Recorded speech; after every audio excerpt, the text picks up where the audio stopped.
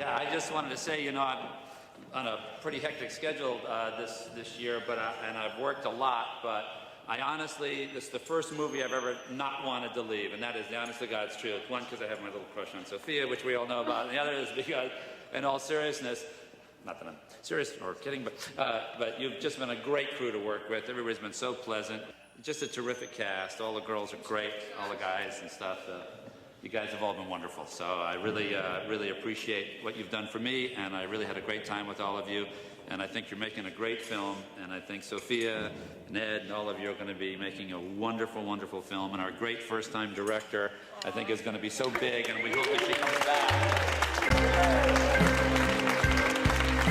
back. It's a lot about sort of voyeurism and memory and the sort of obsessional love that you have when you're 13 or 14.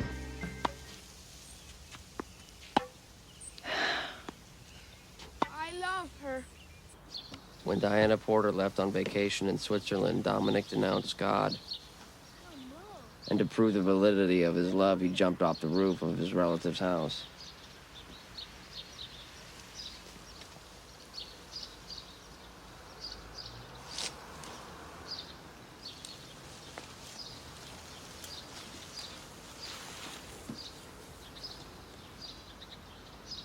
These guys who are now men are having to go over it again and again 20 years later and remember all the pieces that they can to try to understand what happened, only to realize that there's no explanation.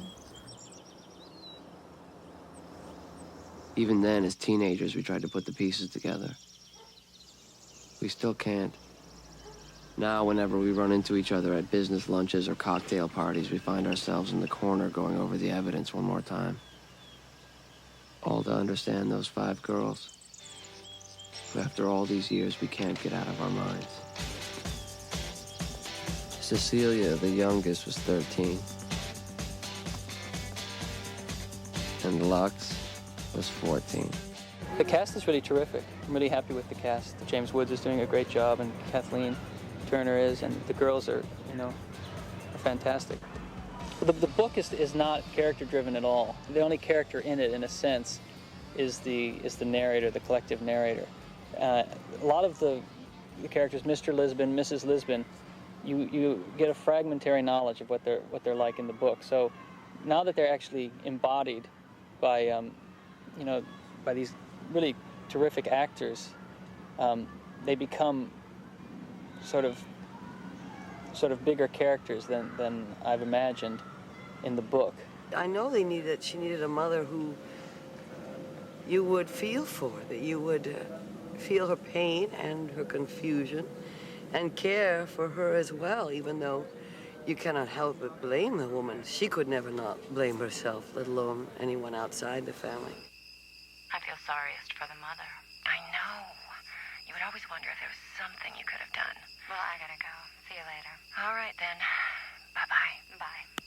It's up to Mrs. Lisbon to be the one who's the strict one, and where the father's kind of a goofball and out to lunch. N plus 1, and if the dimension is time, then you would have as you approach. Oh, good morning. Good morning, Chromosomia and Nessa. Have we photosynthesized our breakfast today? Little snoogies. Hello, Ronald. The sun. Hi, Harry. Your daughters haven't been at school for over 2 weeks. You checked out back?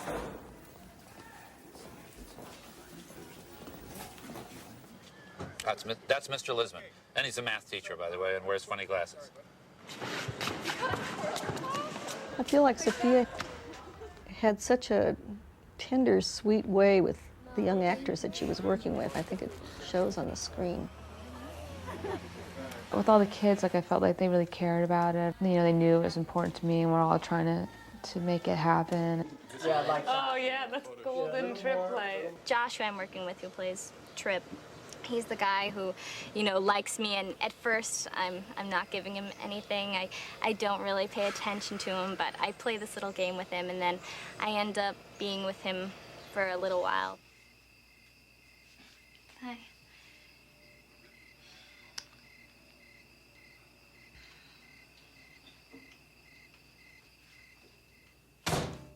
Yeah, will you read it for us? Huh? Will you read it for us? All right. From where? Trip Fontaine. Trip Fontaine left crushed, knowing that all he could hope for was another night on the sofa beside Mrs. Lisbon. He walked across the lawn, unmown since Cecilia died. He sat in his car, gazing at the house, watching his downstairs lights traded places with those upstairs, and then one by one went out. He thought about Lux getting ready for bed, and just the idea of her holding a toothbrush excited him more than the full-fledged nudity he saw in his own bedroom nearly every night.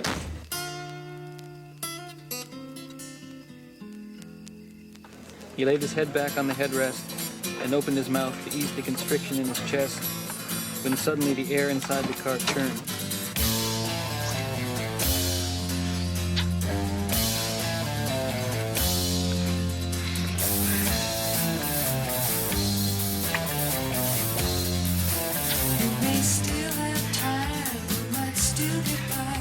Every time I think about it, I want to cry. The phones and the devil and the kids keep coming. Don't wait a minute. Gotta get back before bed check.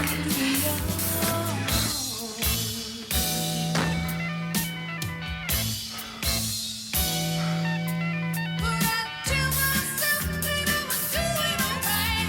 There's nothing left to do In the ravenous mouth of the animal leashed below her waist. I better stop, don't you think? Yeah. Is he gonna put his hand in my mouth? Josh is great. Josh is the perfect Trip Fontaine. He's absolutely great, especially with his wig.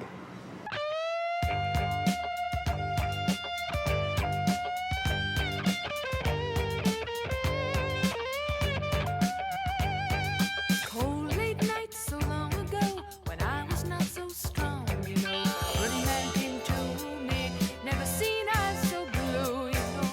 The only reliable boy who actually got to know Lux was Trip Fontaine, who only 8 months before the suicides had emerged from baby fat to the delight of girls and mothers alike. Come on home, girl, he said with a smile. You don't have to love me yet, let's get high a while. But try to understand, try to understand. Try to understand. He's a magic man. So what was this guy like? The true Trip Fontaine? Yeah. Did you know him personally? Yeah. Yeah, he was a good friend of mine. Oh, really? Cool. His car was a little bit more beaten up, though. Oh, yeah? That's a little bit snazzy. Yeah, it's a great book, man. I really enjoyed it. I signed your copy. What? Oh, great. Thanks. I'll sign the wig at the end. You can have that. Okay, thanks. That'd be nice. I need it. The coolest boy ever.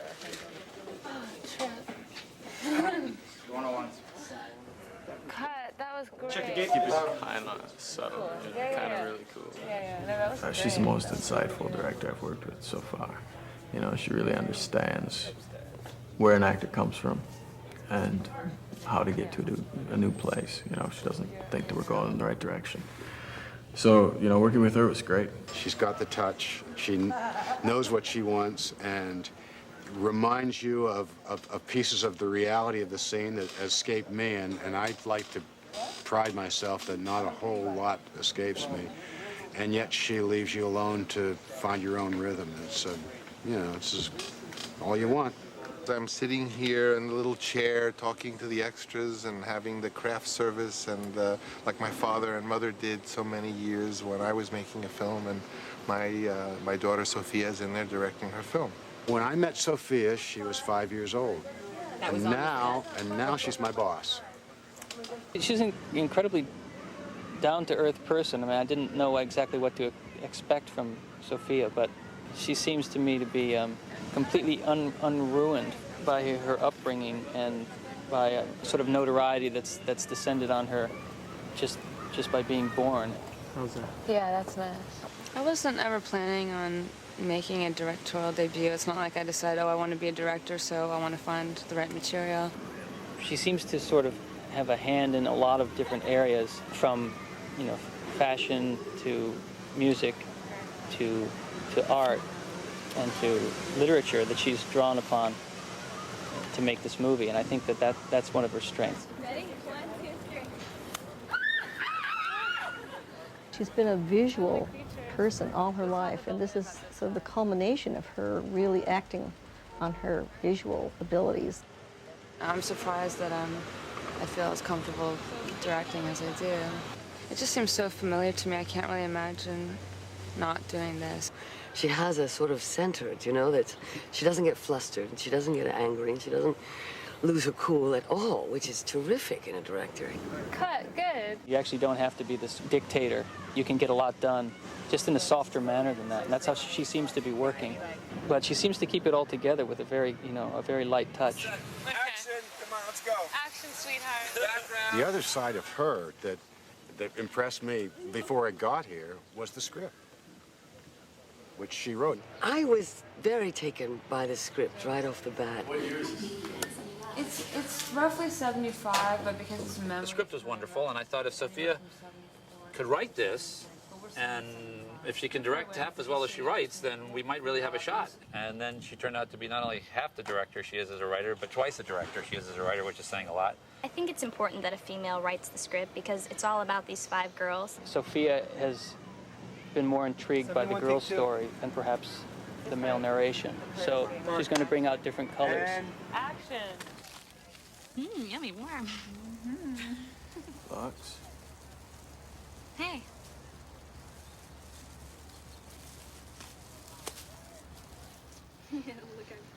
It's just meat on bread. Thanks, Mom. When the book came out, there were certain people who thought that it was misogynistic. And I always felt that my sympathy was with the girls in the book. And I felt that Sophia understood that, and I was glad that she did it because of that. It's really good that she wrote the script because then we can ask her about anything we need to, and she really knows about each character and how she wants everything to be. If you work with a person that wrote the script, then you're working with the source of the whole thing. There's a looseness with the script that the writer-directors have, that people who can't write, who just get the scripts from somebody else, never have. It's almost like they've got a race car and they want you to get in it and run this race. They tell you where to go and how to drive it, but they don't. But if it breaks down, they don't know how to fix it. They don't know what the mechanics of that vehicle are at all that you're in, and that's just you just feel more secure when you're around somebody who's written the thing that they're doing. Well, the story is basically this. She took a wonderful novel that was an acclaimed novel that basically no one knew how to adapt.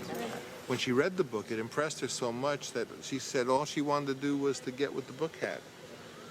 I asked her, I said, did you see this thing as a movie right away? And she said, yeah, pretty much so.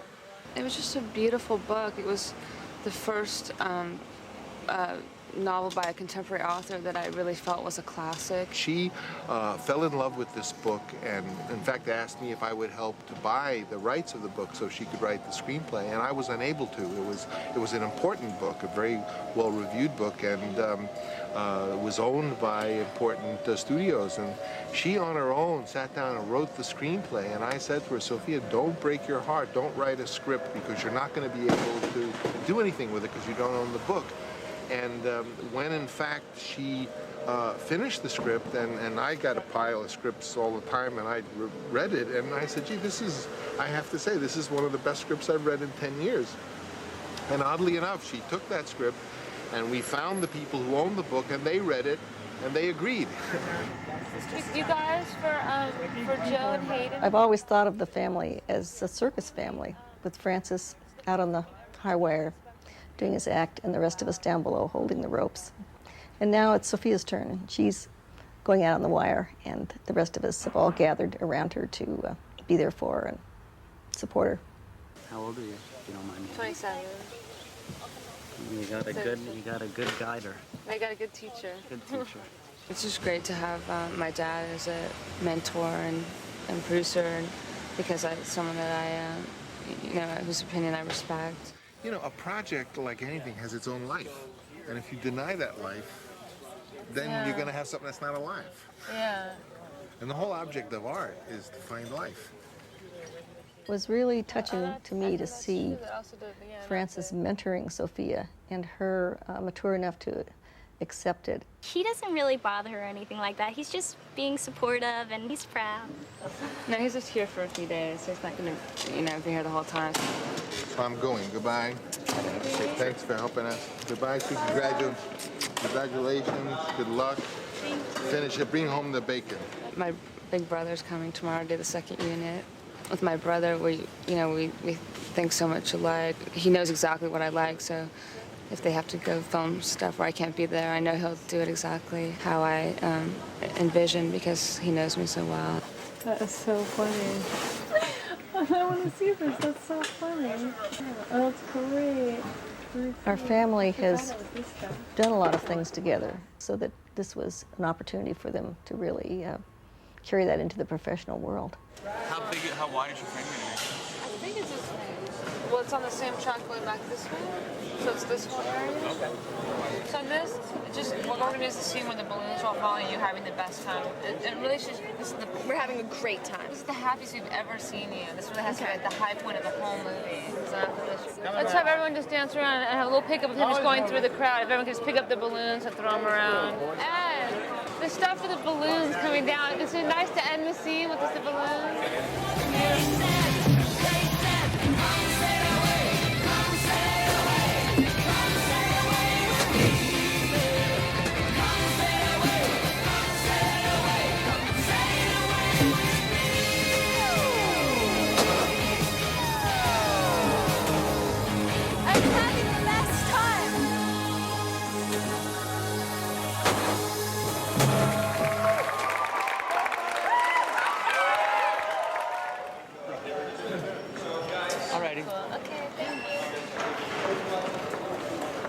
Robert Schwartzen's my cousin who plays Paul Baldino, the kind of smooth-talking resident Italian on the street. Like, that's why Sofia liked me. But I sort of look like the character and I act like the character, so I am the character. At the basement party, he's, talking up Kathleen Turner because he knows just what to say because he kind of emulates his dad. This punch is fantastic. Can I give you more? Sure. What's in it? Juices, some cherry, pineapple. You know, I love pineapple. Really?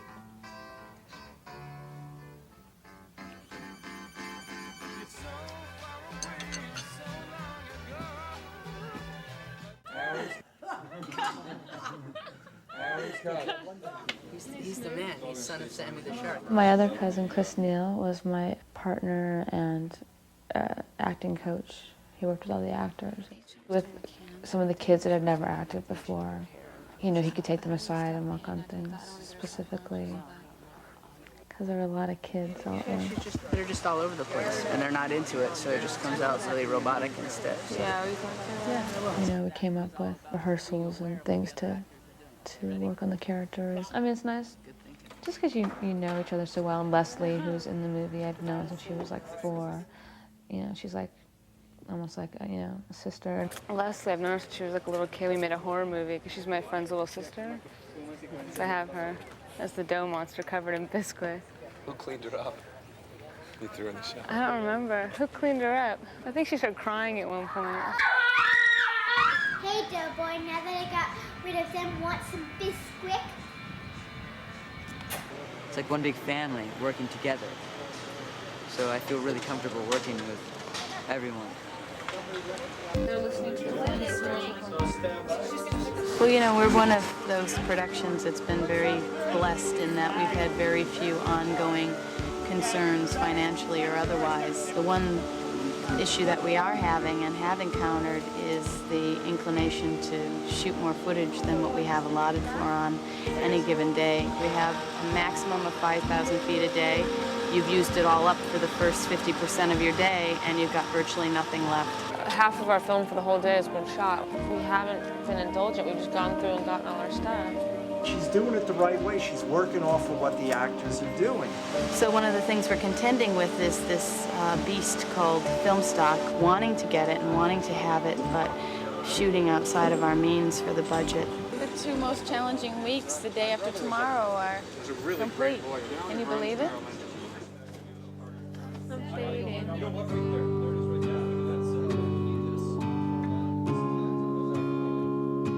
I think the hardest part for me watching Sofia do her work was really seeing her when she was so completely exhausted and tired and had to keep going.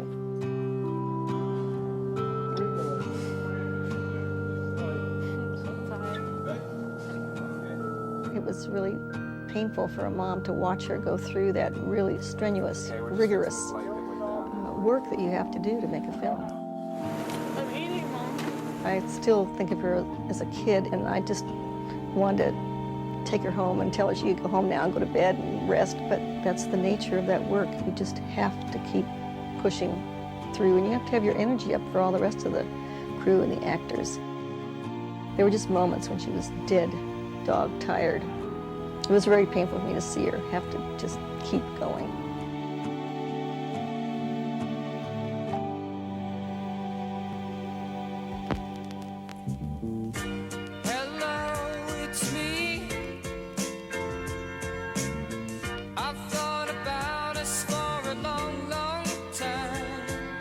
Call us, 727-0487. The story is really a reflection of these boys when they're older, looking back on this time when they had this infatuation and this obsession with these kind of ideal girls. And, you know, these girls were kind of these magical, beautiful creatures. And there's always those kind of moments in life that are kind of magical and perfect, but they never last. And then you go on, but they've always left something with you.